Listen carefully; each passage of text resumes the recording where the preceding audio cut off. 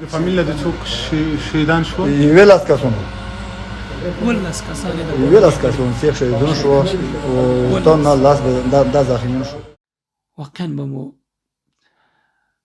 ودردی څوک کاش که مو د خوشحالۍ خبرونه سره شریکولی. بس بچیان مې سیرې کولې ښځینه سیرې کولې چې میش در خوس که ده ورې که اوازونه راتلل دې غرې که اوازونه راتلل بس زه خپل ته ذکر کوم. تاسې خپله تصور وکړئ چې کله د شپې په خوب ویده یاستئ او ناڅاپه دغسې حالت راشي او کله چې راویښ شئ وګورئ چې هر څه ړنګ شوي، هر څه لولپه شوي، خاورې را انبار شوي او کوچني کوچني ماشومان مو درته نارې وایي چې ما بچ که، مېرمن نارې وایي چې ما بچ که. څومره سخت حالت دی دا، واقعا قیامت دی. برداشت یې څومره سخت دی. دوی په سترګو لیدلی، زه تصور نشم کولی. دوی په سترګو لیدلی دا حالت پې تېر شوی دی. قیامت دی، بلکل قیامت. السلام علیکم ورحمة الله وبرکات.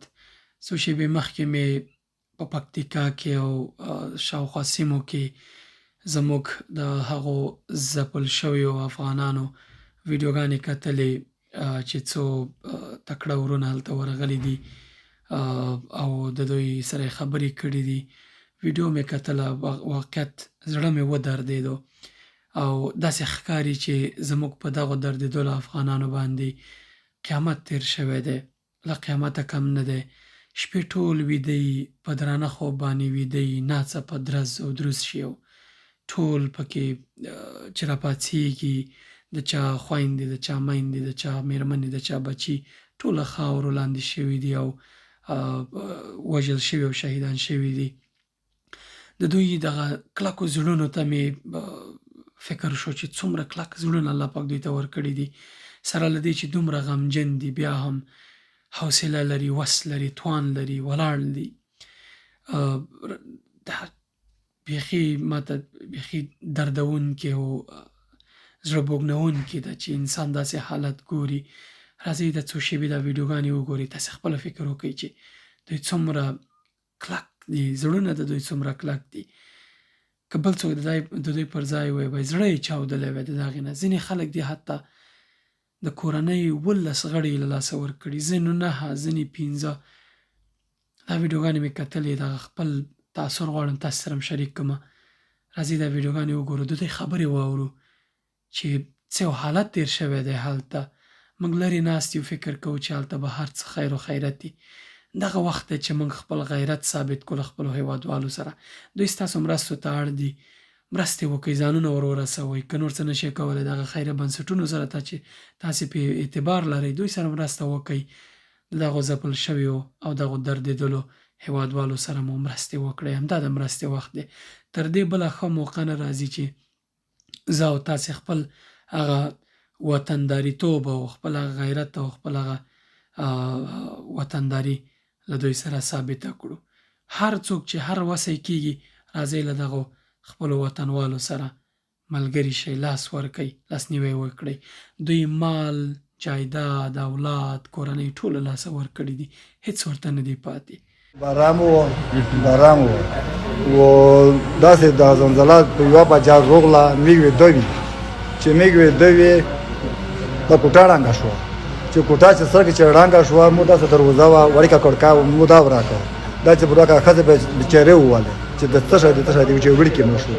د یو وړکه به داسې وکې دغه به خلاص کړو، غږ به وکړه چې تخته وړکې او د مور ورینه دي، د مور ورینه دي چې در خبر کړه چې دغه بل بچی به چې وکسه ووید بل بچی دا به چې غونډ کېدې نه ړنګې د ورینه به د غونډ کېدې نه. د فامیل د څوک شهیدان شو؟ 11 کسونه 12 کسان د 11 کسونه چې شهیدان شو او تن لاس د زخمیان شو. څومره قوي 12 څوک دغه به ذاتي چې مو تر زمان دي ځنه به ورینه دي میټر قبیلای میټر قبیلای ځنه به تر زمان ځنه به ترینه وي ځنه به ورینه وي ځنه به ورینه وي. واقعا سخته ده. په د افغان باندې قیامت تېر شوی دی. د ده درد ډېر سخت دی. 19 غړي د کورنۍ د چا ووژل شي، هم په زلزله کې بې ګناه بس پراته یي د شپې، او داسې سخت حالت پرې راشي لکه قیامت چې راپاڅېږي، هر څه ړنګ هر څه ویجاړي. عطا ورور تللی دی پکتیکا ته، هغه ځای ته ورغلی دی چې کوم ځای کې دغه کورونه ړنګ شوي، دغه قیامت تېر شوی دی. د هغه یو څو نفرو سره یې خبرې کړي، راځئ چې د هغې هغه مو واورو. واقعا به مو ودردوي. څه وکړو، کاشکې مو د خوشحالۍ خبرونه سره شریکولی.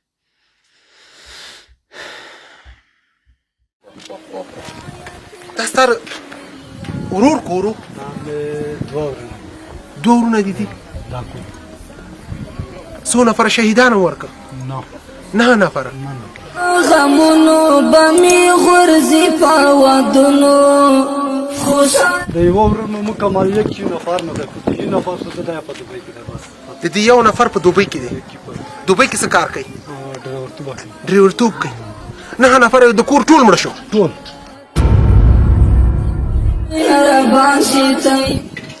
احمد په دوبۍ کې مزدوري کوي او کور یې ړنګ شو. د کور یې 9 شهیدان. قیامت دی قیامت. پکتیکا ولایت.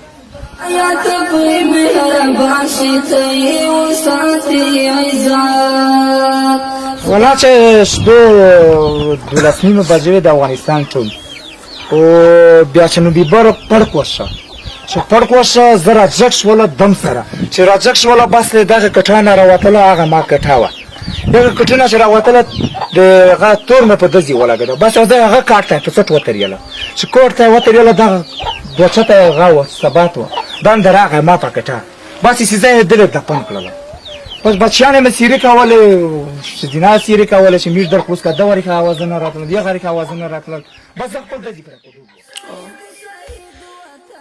تاسې خپله تصور وکړئ چې کله د شپې په خوب ویده یاستئ او ناڅاپه دغسې حالت راشي، او کله چې راویښ شئ وګورئ چې هر څه ړنګ شوي، هر څه لولپه شوي، خاورې را انبار شوي، او کوچني کوچني ماشومان مو درته نارې وایي چې ما بچ که، مېرمن نارې وایي چې ما بچ که.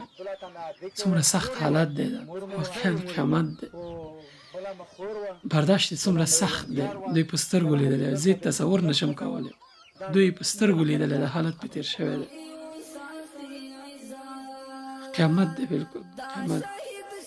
الله پاک دې ورحمېږي زموږ په دغه هېوادوالو باندې، زموږ په دې دردېدلو خلکو باندې، زموږ په دې غمځپلي وطن باندې الله پاک غیبي رحم وکړي. ډېر واقعا سخت. څومره زړور، څومره کلک خلک دي. دمره زوی چې میره سړي سار ته ولګېد، تېره شپه ټوله بارانه ته تېره کړله، بله شپه ټوله بارانه ته تېره کړله، بله خو زلزله وه. هغه کور دی چې د یو سړي میرو ته شوه، مکملې ختمیا وشوه. د دې څو نفره شهیدان شوي؟ 3 نفره شهیدان شوي. شپږ مړه. 6 نفره. 6 نفره. څوک وستا؟ په دا کې مې یو بچی و او 5 مې د څلور یو متره و، 4 مې د تره زامن وي. هغه میرو ته شوه، خپل هر څه ختم شو. والا کور ته مې زړه نه راځي، چې کور ته مې زړه نه راځي چې زه کور ته رانم. زه داسې چې بهار وای سعیدو کور ته ما ځه، کله په یوه ځای کې نسو، کله بل ځای کې نسو، ځکه چې کور ته سړي ته چې برګرون شی بیا نه وي، د نور بل تره مې وه، هر څه یې ختم شول، هېڅ شی نه دي پوته، نه بچی پوته دی، نه بچی پوته دی، هر څه یې ختم شول. دې کور دروازه باندې چې ته رانوتلې، اول سترګې به یې په چا لګېدلې؟ اول سترګې مو په دغه بچي مو 3 بچیو مې اول سترګې مو په دغه بچي لګېدله، ځکه زه په داړه نه ورنتلی، دی مو ته مخکې تېر شو. سخت درد دی. ډېر سخت دی، ډېر سخت. الله دې هر مسلمان وساتي. هر مسلمان د دغه مشکل تکلیف نه د هر مسلمان مسؤل. الله مهربان بادشاه دی. انشاءالله چې څه زما په وس کې وي، دا فرق نشته چې زه د ننګرهار یم که د هر ځای، موږ ټول یو افغانان یو او بل مسلمانان یو. د انسانیت باډر نشته. نشته د خلقو ته بابر بودای دله 300 زر مړه کلی کېرینه دي، هر کلي ته دا درد رسېدلی دی، هر کلي ته مدله ملګري مې دي ګاونډیون مې دي یغه مته دا پاته نه لګي چې تو څه بچونی ختم دي څرګه واقعیا جوړه ځکه چې خپل په کیر کې شپږ ته ایشتي په خپل کیر کې مې تر زمانه 15 ته ایشتي په خپل کې درې ته ایشتي په خپل کې لاسر ته ایشتي متعز دا معلومات پاته نه لګي چې مو ملګری څه بچون ختم دي ځکه چې از جامه ته نه یې وریاله کیر مې دار په دار غونډان خرڅ پردانی ایشتي الله تا ته د زړه صبر درکړي یتیم یتیم ملت خدایا ته په مهربان شي ته یې وسات چې څه زموږ په وس کې مرسته به کوی شو خو ستا هغه بچیان او ستا د هغه فامیل هغه ژوندي کولی نه شو بس دا هر څه د الله په لوس کې بېشک دا د هر څه د الله ستا ایمان قوي دی ستا ته زموږ سلام دی الله تا ته زړه صبر درکړي څه چې زموږ په وس کې تا سره به مرسته کېږي انشاءالله انشاءالله کبھی ستا در کی زاری کبھی ستا در کی منات خدایا ته په مهربان شي دا کوڅه وګوره د باندې موټر تل راتلل ګوره اوس ور باندې یو انسان نشي تللی ګوره دا حال دی دغه خواته د کورونو ته کوټې ته وراتلي دي واړه واړه ماشومان درې ګنټې پکې ناست وو پراته وو خاورې په خوله کې ناست وي دوړېدلې دا د موږ حال دی ګوره دا د خلکو حال دی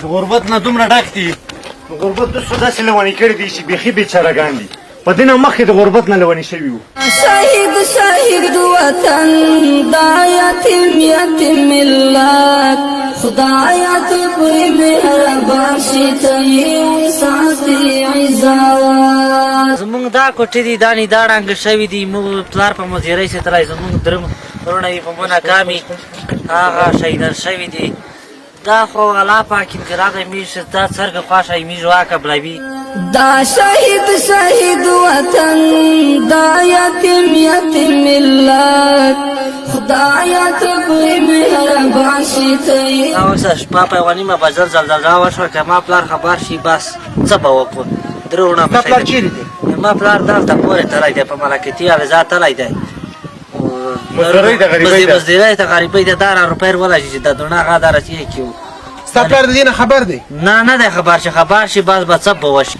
امیر زر څلوېښت شهیدون خپل بوکر کې ورکړي لس څو زخمیان ورکړي دي ټول غونډ زر څلوېښت شهیدون دي هېڅ طریقه امیر نه رانشته تاسې وګورئ په خپله کلی ټول ړنګ شوی دی اکثریت وګړي تر خاورو لاندې شهیدان شوي دي او ډېره برخه یې ټپیان دي ستاسې مرستې ته اړتیا لري ورشئ مرستې ورسره وکړئ خیریه بنسټونو سره مرستې کوئ د هغوی له لارې ورلېږئ که بهر کې اوسېږئ که داخل کې یاستئ همدا مو د امتحان وخت دی دا امتحان دی په دوی باندې په موږ باندې ناهیلي کېږو نه الله پاک دې باقي په موږ او تاسې زموږ په هېوادوالو په دغو مظلومو خلکو په دغو ځپل شویو هېوادوالو باندې باقي رحم وکړي الله پاک دې دوی ته صبر جمیل ورکړي او الله پاک دې زموږ له وطنه د غم دغه ټغر نور ټول کړي او موږ دې الله پاک نور داسې انسانان کړي چې خوشبخته او ارامه ژوند ولرو خپلو هېوادوالو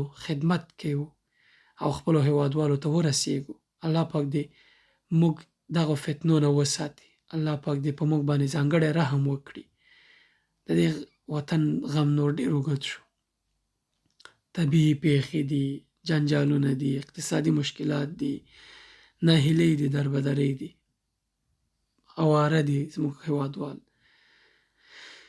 مسافر دي مهاجر دي اواره دي وطن دننه مشکلات دي بهر هم مشکلات دي ډېر اوږد شو دا غم ناهیلي کېږو نه الله پاک وایي چې ولا تیأسوا من روح الله د الله پاک له رحمت نه مه ناهیلي کېږئ موږ هم نه ناهیلي کېږو ای ربه تا ته مو صبر او رحمت شته دی ستا رحمت ته مو تم او صبر شته دی موږ له دې جنجالونو وژغوره په خپل فضل او کرم سره دا مو اخري غم کړه زموږ دغو هېوادوالو ته وس ورکړه چې هلته ورغلي چې د دوی سره مرستې ورکړي موږ ته توفیق راکړه چې خپلو هېوادوالو سره څنګ کې ودرېږو ستا رضا ترلاسه کړو